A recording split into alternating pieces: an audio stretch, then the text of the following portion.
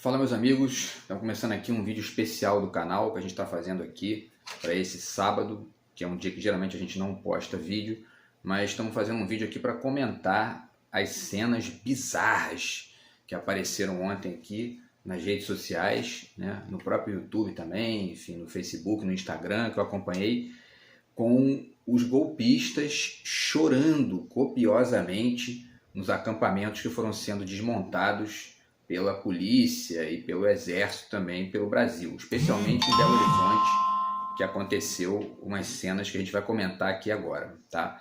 Antes, vale mais um recado aqui, né? Eu continuo com as minhas conexões aqui pessoais bastante poluídas e, enfim, deixo aqui o recado, se tiver algum amigo aí, alguma pessoa conhecido aqui de mais tempo, que esteja vendo os vídeos, que esteja entrando em contato aqui com os vídeos e quiser entrar em contato para esclarecer isso, também é só falar comigo aqui, deixa mensagem no YouTube aqui que eu mando o meu contato e a gente conversa, tá? De preferência por telefone, porque as minhas conexões pessoais estão radicalmente poluídas aqui por bandidos que não me deixam em paz. Mas enfim, voltando aqui, pessoal, então as cenas são patéticas, né? São patéticas. Esses bolsonaristas ontem, especialmente em Belo Horizonte, caindo no chão, chorando, mas chorando copiosamente, pareciam crianças assim chorando, e chorando não era por nenhum tipo de questão ali, né, nenhuma perda de um familiar ou uma questão séria do ponto de vista ali pessoal, mas enfim, é porque estavam tendo o seu acampamento golpista desmontados, né, os acampamentos desmontados pela polícia e pelo exército. Quer dizer, essas pessoas estão ali, já tem, né, desde que acabou a eleição, estão ali pedindo intervenção militar, né? A gente está aqui, a gente tem a Constituição aqui, né, para mostrar para vocês aqui, né, a Constituição que eu já tenho aqui, que já é antiga e tal, que é da editora Manchete, né, que é bem antiga, mas enfim, tá aqui. E essas pessoas não conhecem a Constituição, né? Eles estão inclusive deslocando aí, estão tentando alterar o artigo 142 e outros, né, para poder justificar esses pedidos de intervenção militar, mas isso não se sustenta em nenhum nível, pelo contrário, isso é crime. E essas pessoas estão ali por quê? Porque esse é o limite extremo da direita brasileira, né?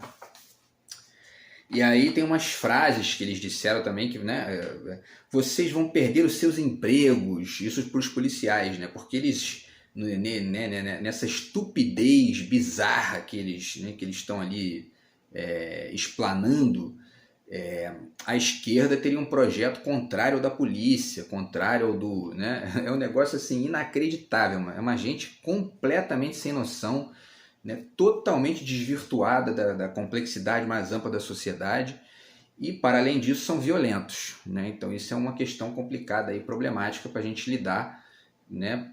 Nesse momento agora em relação a esses acampamentos, mas para o futuro aí também em outras instâncias da sociedade.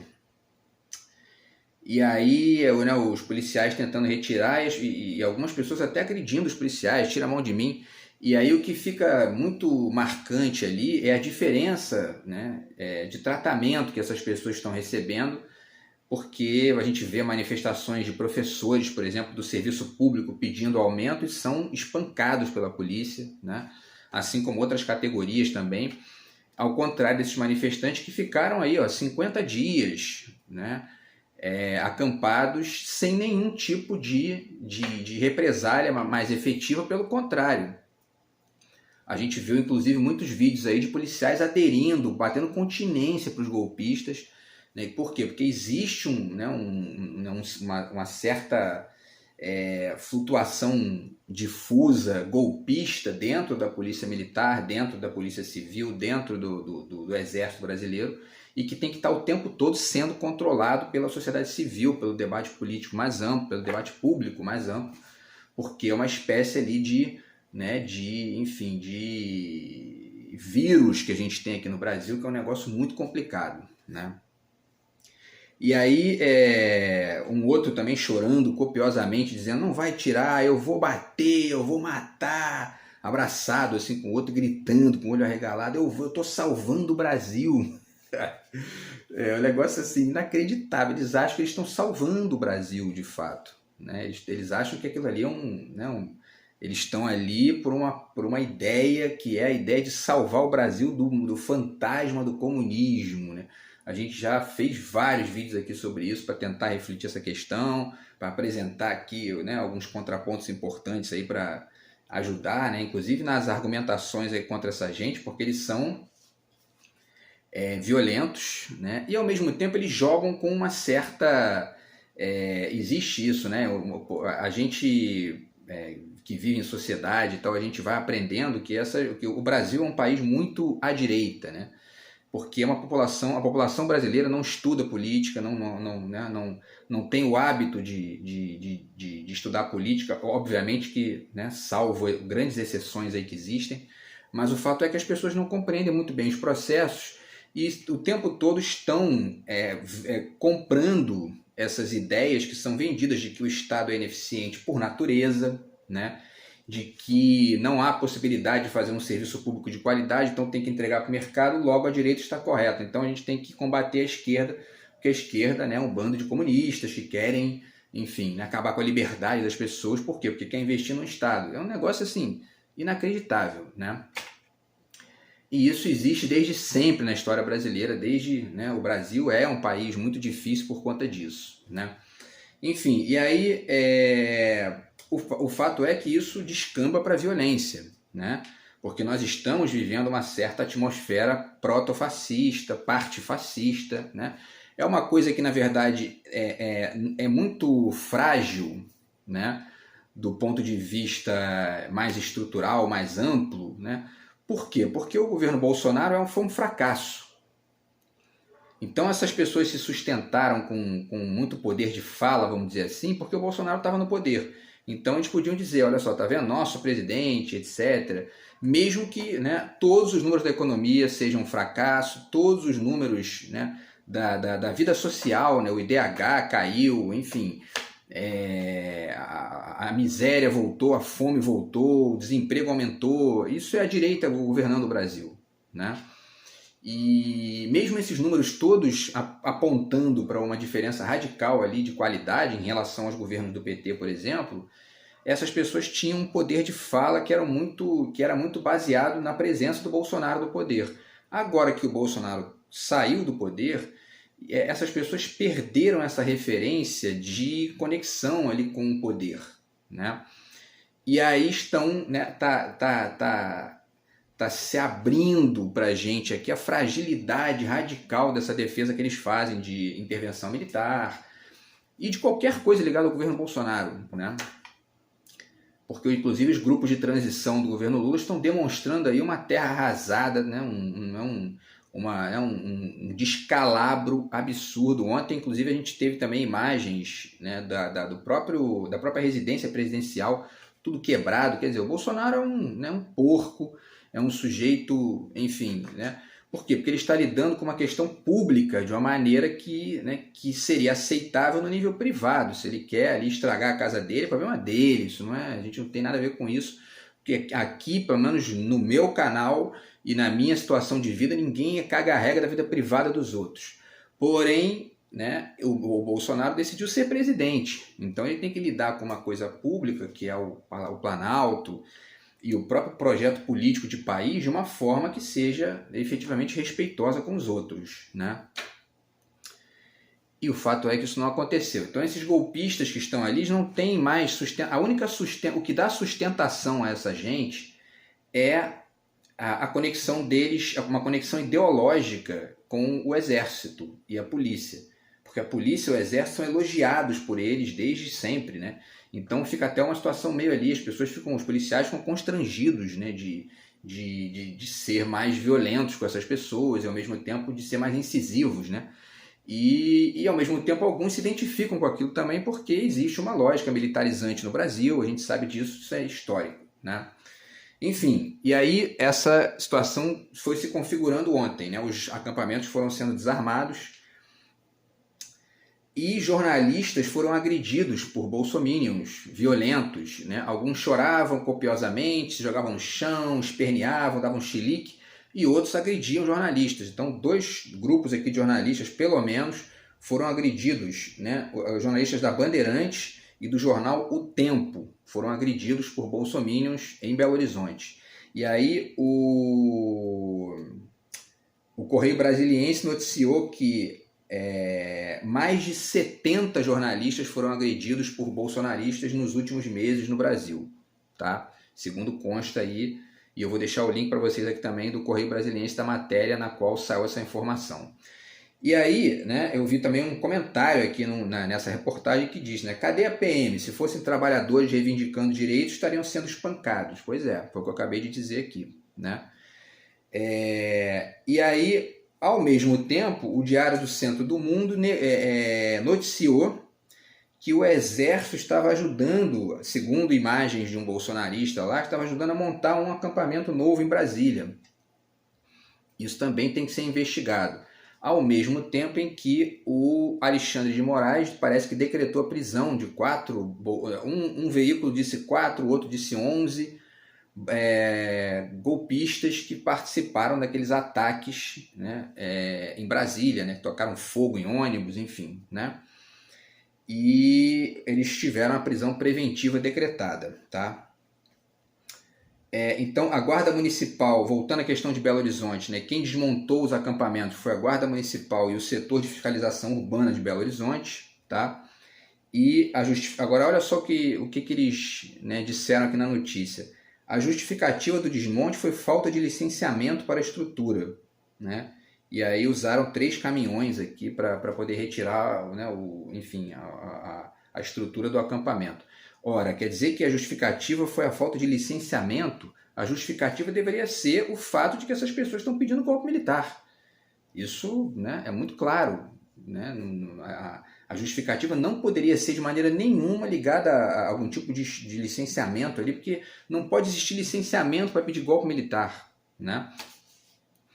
Inclusive eu fiz uma postagem, né, no Facebook também, comentando uma dessas bandeiras ali, né, porque uma delas estava pedindo socorro Forças Armadas, né, Help Armed Force, negócio assim, em inglês.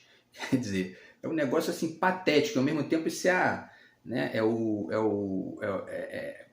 a subserviência mental escancarada dessa gente, né, esse patriotismo falso, e ao mesmo cínico, ao mesmo tempo estúpido, né?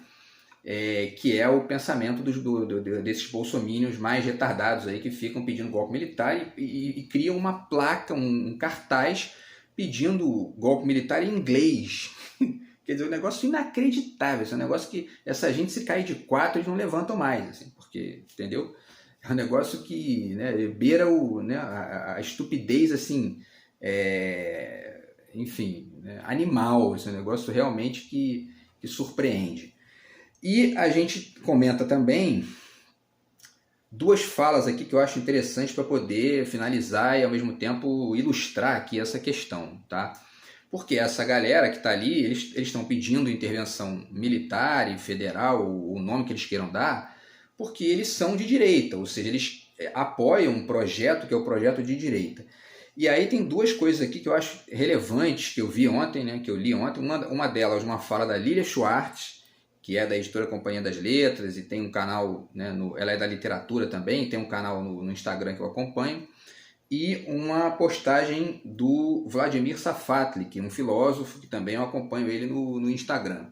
A fala da Lilia é a seguinte, ela diz: a inteligência da Guarda Municipal apurou isso sobre o acampamento de Belo Horizonte, tá? Que foi, né, desmontado ontem. Ela diz: a inteligência da Guarda Municipal apurou que empresários visitavam o acampamento todas as tardes, eles entregavam lanches de R$50 para que as pessoas permanecessem ali, né? Quer dizer, é muito engraçado pensar que vários bolsominions, né, sempre que havia uma manifestação do PT durante esses últimos 4 anos, ou da esquerda, enfim, criticando o governo Bolsonaro, eles reclamavam, acusavam, né, diziam que as pessoas estavam ali por dinheiro, vá trabalhar, não sei o que, quer dizer, né, e esse papinho furado serve exatamente para o que está, né, essa questão, né, que nos bolsonaristas gera papo furado, porque a esquerda, na verdade, tem projeto, né? na verdade, se encaixa direitinho no que está acontecendo agora, né? Porque como é que essas pessoas estão há 50 dias lá, né? O que elas fazem da vida? Elas estão sendo sustentadas ali por empresários, que estão pagando R$ 50 por dia para essas pessoas ficarem ali, mais lanche, banheiro químico, enfim, estrutura, banheiro para tomar banho, quer dizer, né? R$ 50 por dia, faz as contas aí, né? Em 10 dias são 500, estão ganhando R$ 1.500, mais de um salário mínimo ali só para ficar ali pedindo golpe militar. Cada uma dessas pessoas, né? Ou seja, então essa denúncia da Lília tem que ser apurada aqui de maneira mais veemente para poder ver quem é que está financiando esses golpistas ali, pessoas que estão querendo, na verdade, né? Enfim, que haja um golpe militar no Brasil, coisa que não se sustenta mais, né? Ainda que existam grupos de poder que achariam muito bacana isso, né? Porque sempre tem, e a história do Brasil mostra isso desde sempre. Assistam um documentário, eu vou deixar o link para vocês aqui também, chamado O Dia que Durou 21 Anos, está aqui no YouTube, de graça para todo mundo assistir. E é uma aula ali, né, do que é exatamente essa atmosfera, essa natureza golpista da direita brasileira, que é isso, né? Se conectaram com o governo dos Estados Unidos na época, em 1964, e o mais bizarro disso, né, é que essas tendências olavistas dos últimos anos aqui, que foram florescendo no Brasil, foram negando isso sistematicamente, né, a partir de várias perspectivas revisionistas bizarras, mas isso é assumido pelo próprio governo dos Estados Unidos, né, hoje, porque esses documentos são liberados lá depois de um certo tempo. Então vale a pena você assistir o documentário, até mesmo, né, para quem ainda acredita nessas teses, pode, enfim, deslocar isso na sua cabeça. Quem já não acredita mais, mas ainda não tem um argumento tão sólido, pode ver o documentário, porque isso amplia ali os seus argumentos na hora do debate público, tá? E a fala do Vladimir Safatli, na verdade ele está citando um autor, porque parece que ele fez um trabalho lá com um grupo de autores, um trabalho conectado com essa questão do fascismo, né? E ele diz o seguinte, tá? Ele cita um cara chamado Samir Gandesha, e o Samir Gandesha diz, abre aspas, como se explica o fato de que, em vez de conter o autoritarismo, o neoliberalismo criou um solo fértil para que ele dispusesse de suas raízes e florescesse, né? Então, em outras palavras, essa frase do Samir tem conexão com a ideia de que o pensamento capitalista extremo, que é o neoliberal, né, ele convive muito bem com o autoritarismo. E isso também não é novidade. Quando a gente estuda a história de Cuba, por exemplo, né, antes da Revolução Cubana, que aconteceu ali no final da década de 50, Cuba era dominada por uma ditadura do Fulgêncio Batista, que recebia $2 milhões da máfia americana para poder colocar, aspas, ordem, né, na ilha, para que enfim, pudesse acontecer a jogatina, os bordéis, tráfico de droga, trabalho escravo, etc, etc, etc. Tudo isso baseado numa lógica de direita, né? Então a direita sempre funcionou muito bem, né, com o autoritarismo. Assim como a esquerda extrema, né, que é o comunismo, aquele comunismo meio estrito e restrito, né, que é o comunismo de um Kim Jong-un, por exemplo, na Coreia do Norte, que gosta de limitar a vida privada das pessoas, etc. E essa coisa de limitar a vida privada das pessoas, isso acontece muito com a direita também. Aqui no Brasil, inclusive, tem muita gente que pensa assim, muito autoritáriozinho, disfarçado de moderninho. Podem ter certeza que tem. E, enfim, e aí quer dizer, então essa conexão do capitalismo com o autoritarismo, ela é histórica. Ela acontece desde sempre no Brasil. E, enfim, e a gente tem, e no mundo de maneira mais ampla, né? Inclusive até hoje existem ditaduras na Arábia Saudita, por exemplo, no próprio Catar, né, que foi palco da última Copa do Mundo, e a gente discutiu isso aqui também em vídeo do canal, né?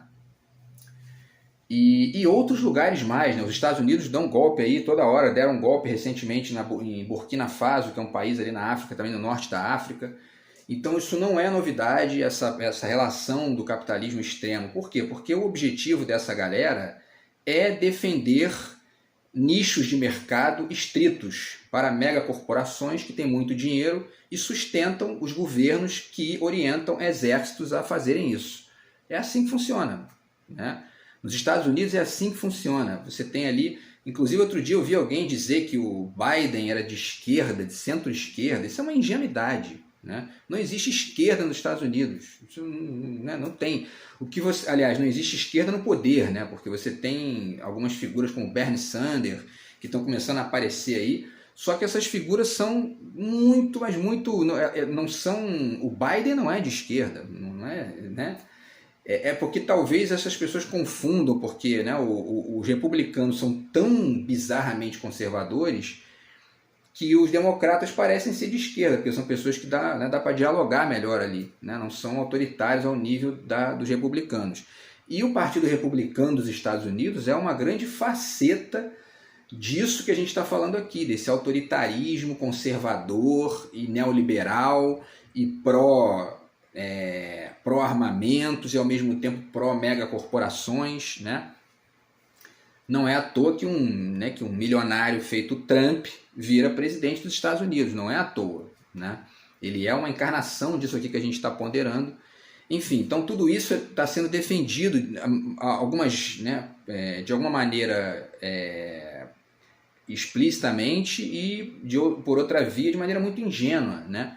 Porque a grande verdade é a seguinte, né? Vale a pena ponderar isso. Essas pessoas que estão na manifestação chorando, choramingando ali, essas pessoas são massa de manobra, né?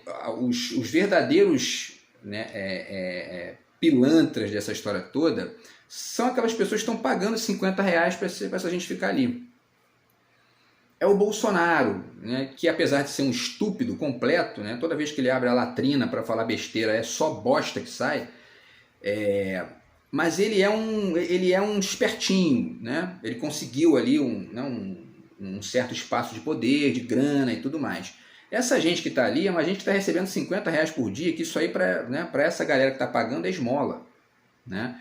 Então essas pessoas é que são realmente os cabeças dessa lógica golpista ali que fica, né, que se sustenta ali.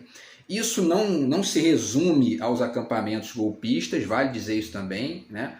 Porque a grande mídia tem publicado aí alguns editoriais e ao mesmo tempo notícias mesmo, né? Ponderando